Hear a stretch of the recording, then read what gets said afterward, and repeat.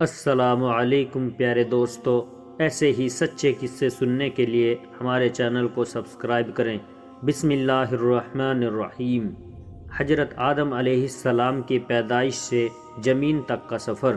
اللہ تعالیٰ نے آدم کو مٹی سے پیدا کیا اور ان کا خمیر تیار ہونے سے پہلے ہی اس نے فرشتوں کو یہ خبر دی کہ وہ بہت جلد مٹی سے ایک مخلوق پیدا کرنے والا ہے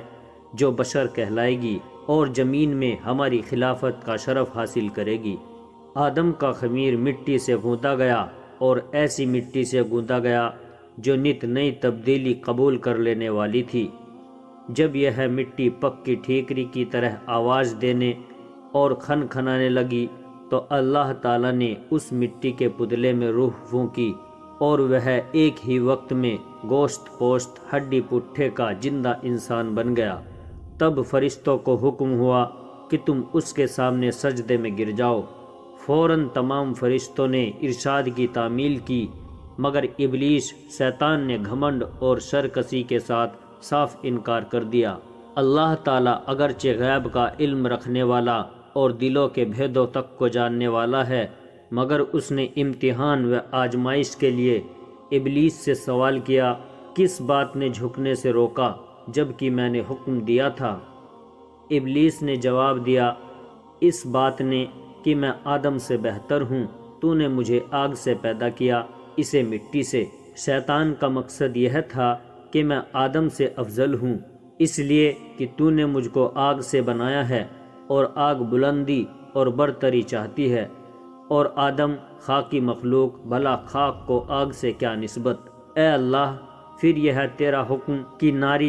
نار یعنی آگ سے بنا ہوا، خاکی خاک یعنی مٹی سے بنا ہوا کو سجدہ کرے، کیا انصاف کے مطابق ہے؟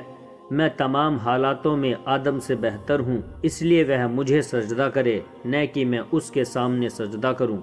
مگر بدبخت شیطان اپنے گھمنڈ و چور ہونے کی وجہ سے بھول گیا کہ جب تم اور آدم دونوں اللہ کی مخلوق ہو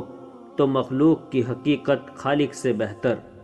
خود وہ مخلوق بھی نہیں جان سکتی۔ وہ اپنے گھمنڈ اور غرور میں یہ نہ سمجھ سکا کہ مرتبہ کی بلندی اس مادے کی بنیادی پر نہیں ہے جس سے کسی مخلوق کا خمیر تیار کیا گیا ہے،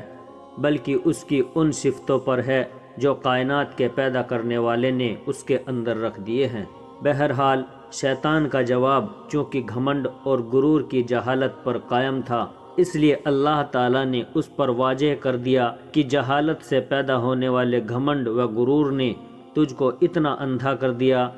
کہ تو اپنے پیدا کرنے والے کے حق اور پیدا کرنے والا ہونے کی وجہ سے اس کے احترام سے بھی منکر ہو گیا، اس لیے مجھ کو ظالم قرار دیا اور یہ نہ سمجھ سکا کہ تجھ کو تیری جہالت نے حقیقت کے سمجھنے سے عاجز بنا دیا ہے، پس تو اب اس سرکشی کی وجہ سے ابدی ہلاکت کا حقدار ہے، اور یہی تیرے عمل کا قدرتی بدلہ ہے۔ ابلیس نے جب دیکھا کہ کائنات کے پیدا کرنے والے کے حکم کے خلاف کرنے، تکبر اور اللہ پر ظلم کے الزام نے ہمیشہ کے لیے مجھ کو رب العالمین کی آغوش رحمت سے مردود اور جنت سے محروم کر دیا، تو توبہ اور ندامت کی جگہ اللہ سے یہ درخواست کی کہ قیامت آنے تک مجھ کو مہلت دے اور اس لمبی مدت کے لیے زندگی کی رسی لمبی کر دے۔ اللہ کی حکمت کا تقاضا بھی یہی تھا، اس لیے اس کی درخواست منظور کر لی گئی۔ یہ سن کر اب اس نے پھر ایک بار اپنی شیطانی کا مظاہرہ کیا، کہنے لگا، جب تو نے مجھ کو روندہ درگاہ کر ہی دیا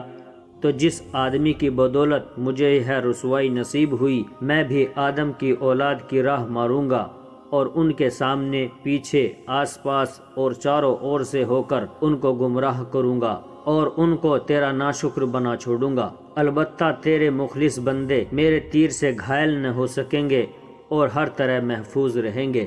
اللہ نے فرمایا، ہم کو اس کی کیا پرواہ، ہماری فطرت کا قانون اٹل قانون ہے، بس جو جیسا کرے گا ویسا بھرے گا، اور جو بنی آدم مجھ سے روگردانی کر کے تیری پیروی کرے گا وہ تیرے ہی ساتھ اللہ کے عذاب کا حقدار ہوگا۔ جا اپنی ذلت اور رسوائی اور خراب قسمت کے ساتھ یہاں سے دور ہو اور اپنی اور اپنے پیروکاری کی ابدی لعنت جہنم کا انتظار کرا۔ جیسا کہ پہلے بیان کیا گیا ہے، جب اللہ تعالیٰ نے حضرت آدم علیہ السلام کو پیدا کرنا چاہا تو فرشتوں کو خبر دی کہ میں زمین پر اپنا خلیفہ بنانا چاہتا ہوں جو اختیار اور ارادے کا مالک ہوگا اور میری زمین پر جس قسم کا تصرف استعمال کا حق حاصل کرنا چاہے گا کر سکے گا اور اپنی ضرورتوں کے لیے اپنی مرضی کے مطابق کام لے سکے گا۔ فرشتوں نے یہ سنا تو حیرت میں رہ گئے اور اللہ کے دربار میں عرض کیا کہ اگر اس ہستی کے پیدائش کی حکمت یہ ہے کہ وہ دن رات تیری تسبیح و تحلیل میں لگا رہے اور تیری تقدیس اور بزرگی کے گن گائے تو اس کے لیے ہم حاضر ہیں جو ہر لمحہ تیری حمد و ثنا کرتے اور بے چو چراں تیرا حکم بجا لاتے ہیں۔ ہم کو تو اس خاکی سے فتنہ و فساد کی بو آتی ہے، ایسا نہ ہو کہ یہ تیری زمین میں خرابی اور خون ریزی کر دے۔ اے اللہ، تیرا یہ فیصلہ کس حکمت پر مبنی ہے؟ اللہ تعالیٰ فرماتے ہیں، جن حقیقتوں کو میں جانتا ہوں تم نہیں جانتے۔ حضرت آدم علیہ السلام ایک مدت تک اکیلے زندگی بسر کرتے رہے، مگر اپنی زندگی اور راحت و سکون میں ایک وحشت اور خالی محسوس کرتے رہے تھے، اور ان کی طبیعت اور فطرت میں کسی مونس و غم خوار کی یاد نظر آتی تھی۔ چنانچہ اللہ تعالیٰ نے حضرت حوا کو پیدا کیا اور حضرت آدم اپنا ہمدم اور ساتھی پا کر بہت خوش ہوئے اور دل میں اطمینان محسوس ہوا۔ حضرت آدم و حوا کو اجازت تھی کہ وہ جنت میں رہے سہیں اور اس کی ہر چیز سے فائدہ اٹھائیں،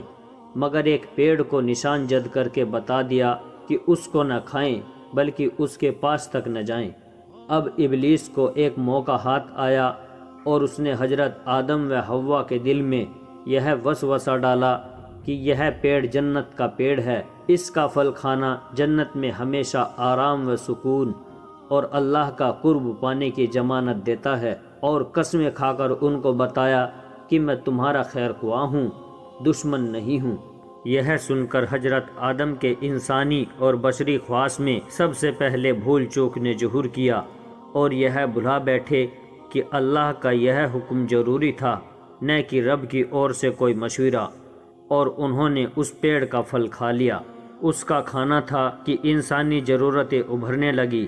دیکھا تو ننگے ہیں اور لباس سے محروم ہیں۔ جلد جلد آدم حوا دونوں پتوں سے سطر ڈھانکنے لگے،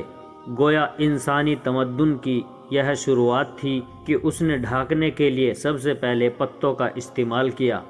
ادھر یہ ہو رہا تھا کہ اللہ تعالیٰ کا غضب اترا اور آدم سے پوچھ تاچھ ہوئی کہ منع کرنے کے باوجود یہ حکم کا نہ ماننا کیوں؟ آدم آخر آدم تھے، اللہ کے دربار کے مقبول تھے، اس لیے شیطان کی طرح مناظرہ نہیں کیا